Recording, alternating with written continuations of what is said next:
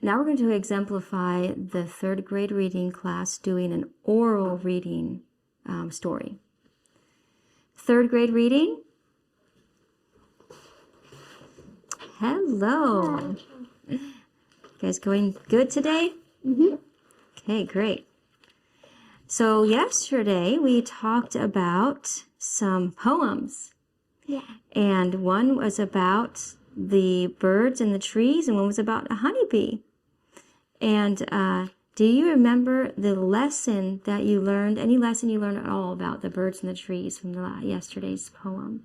That to never give up even if you fail the first time. Very good. Or the second time, or the third time, right? Very good, yes.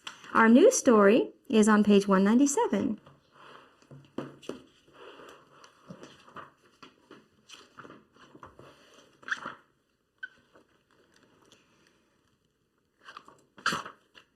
Stories of Lincoln. Now, this is about that man in that picture right there. Who do you think it is? Abraham Lincoln. Yeah. He was a president, wasn't he? Mm-hmm. And we're going to first look up some of these starred words. We're going to see if we pronounce them correctly and what they mean. So what do you think that first word says? Not quite sure? If you're not sure, don't even say it. Let's look it up in our dictionary.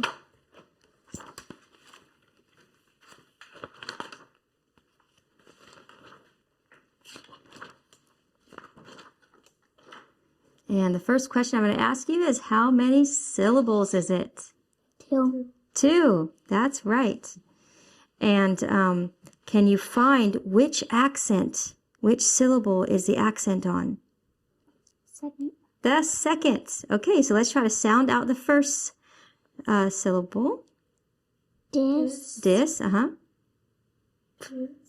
Putes. That's right. Dispute. So how shall we say it? Disputes. Disputes or disputes? Disputes. Ah, yes, on the last one, disputes. Yes, it's on the last syllable. And what does it mean? Quarrels.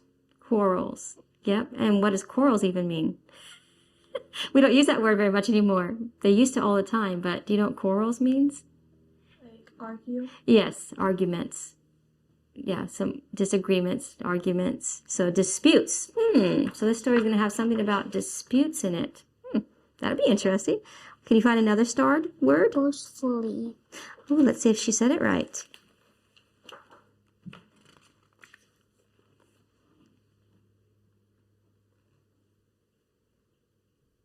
Okay, how many syllables are in that word? Did you find it? You both found it, right? 3. How many syllables? 3. 3. Very good. And where's the accent? First. First, yes. Okay, let's see how we're supposed to sound this out. What does it say for the first syllable? Boast. Very good. And then? Fully. Yes, okay. So how are you going to say it? Boastfully. Yes, very good. I wonder if I always said it boastfully, if I always said boastfully. I think I said boastfully. I think I've always said it that way. What does it mean? In a proud, bragging way. In a proud, bragging way. Okay, so we've got disputes and some boasting, right? Some proud people. Boy, this is going to be an interesting story, isn't it? Is there any more starred words? I think I see one. The second page is another starred word. Kind of on the top middle. Out there. You found it? Okay. Can we look that up?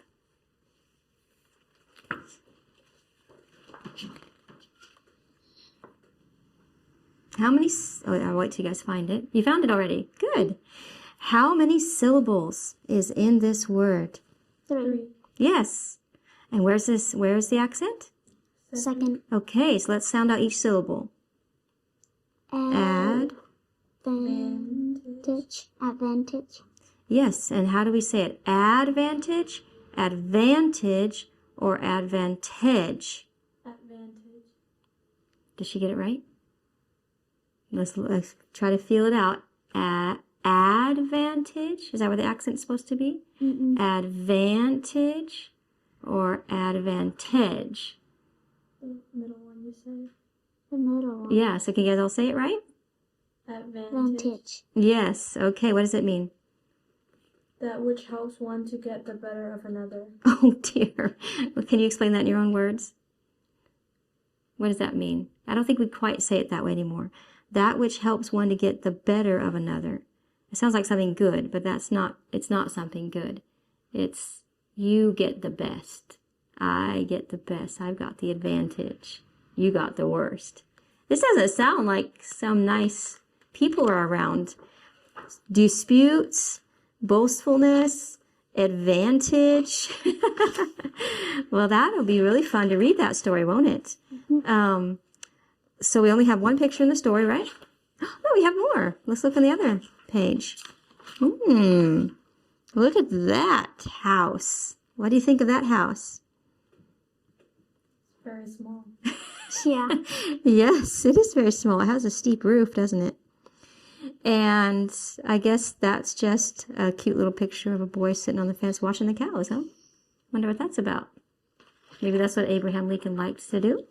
We'll find out, won't we? Okay, so now this is an oral reading story. So that means you get to read it out loud to somebody, to me. But you get to practice with your fellow students first. There's poems, which are very, very important to know how to speak poems properly. But even more important than poems is being able to read a story out loud and have it sound good, right? And I was at a school once, and I was watching a teacher read out loud to her students. And she literally read like this. Abraham Lincoln had a very strong love of fair play. This was so well known that he was often called upon to settle disputes among the neighbor boys. In this way, he came to be looked upon as the peacemakers of the village. I'm not exaggerating. She really did read like that to her students. Was that fun to listen to? No. Did you even understand me? You might have understood me if you're smart and can keep up with what I'm saying, right? So we're going to make sure we practice reading out loud the proper way. It's very interesting. If you look at this page closely, it looks very strange. Like it looks like the words are like not written properly. Like if you look at the other stories, they look normal, right? Like the paragraphs look normal. You see that? And this one doesn't. They did that on purpose for you. This is actually going to teach you how to read orally. And the way you read orally is you read in phrases. So they put Abraham Lincoln by itself. So you would say, Abraham Lincoln, and you would slightly pause right there. Abraham Lincoln had a very strong love of fair play. So you see that one sentence there? That's all together? That one you don't stop on. This was so well known, now I'm stopping for a second, that he was often called upon to settle disputes among the neighbor boys. So I'm going to read this to you real quick in these phrases that they have chosen, okay? And see how it sounds to you. Abraham Lincoln had a very strong love of fair play.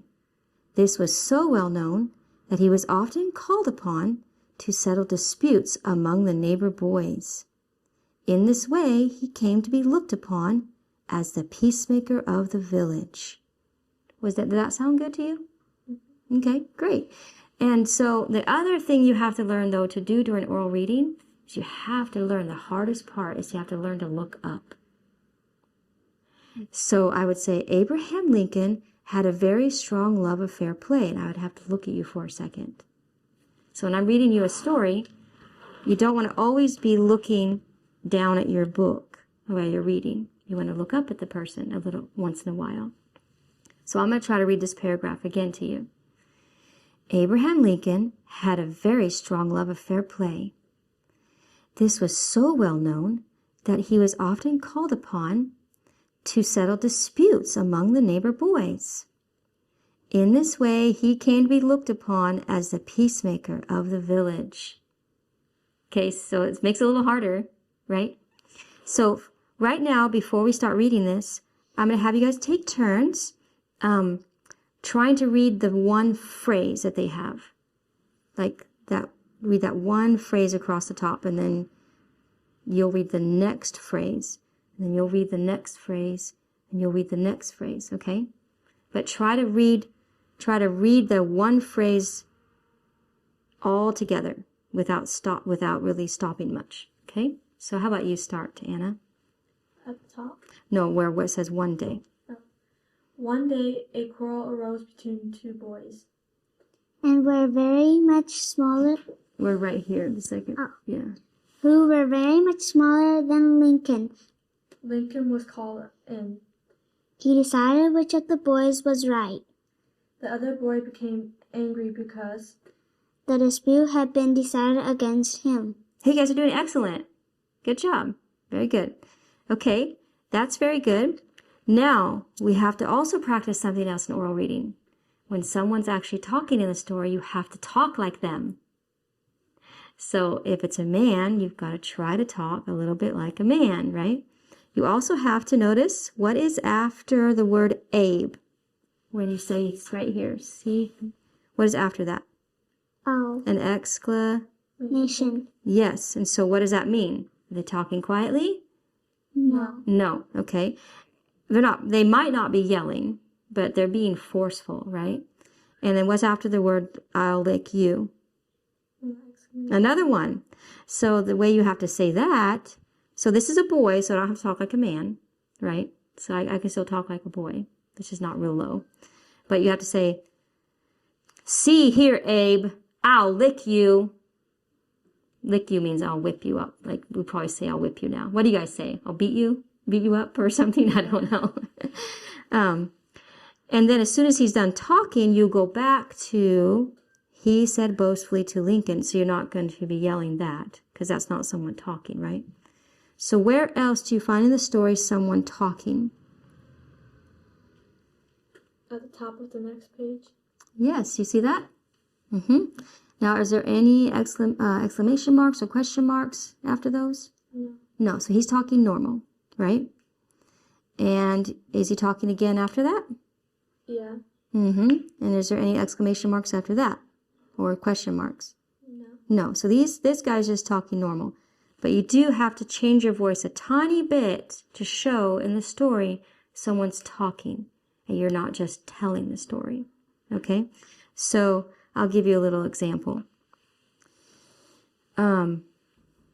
All right, but let's fight fair, answered Lincoln. You are so small, there isn't much of you for me to hit.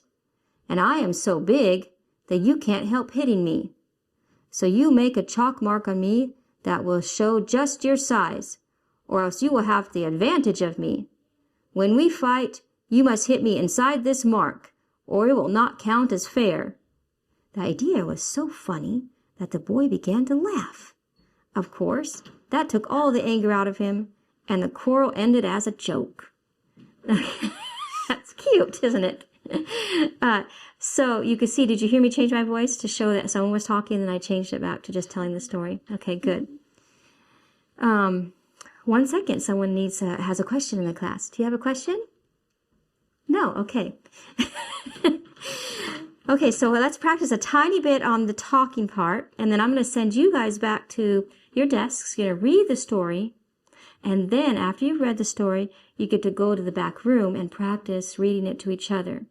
And then tomorrow, you will come and read it to me and try to be perfect. Okay? All right, so let's practice a little bit. Who would like to go first on the see, hear, Abe part? How about you go, Anna? See here, Abe, I'll lick you, he said boastfully to Lincoln. Good job. Go ahead. You want to read? So, the same? Yes, you go ahead and do the same. See here, Abe, I'll lick you, he said boastfully to Lincoln. Yeah, that was good. That was good. Almost perfect. Can you change your voice a little bit when you said he said boastfully to Lincoln? That's not someone talking. So go a little bit quieter in your voice. So try it one more time. See here, Lincoln, I'll lick you, he said He said boastfully to Lincoln. Mm-hmm. Good. Okay. How about we try this one talking up here? You don't have to read the whole thing, Anna. Just go ahead and stop at hitting me. Okay? It's not very far down, yeah. Okay.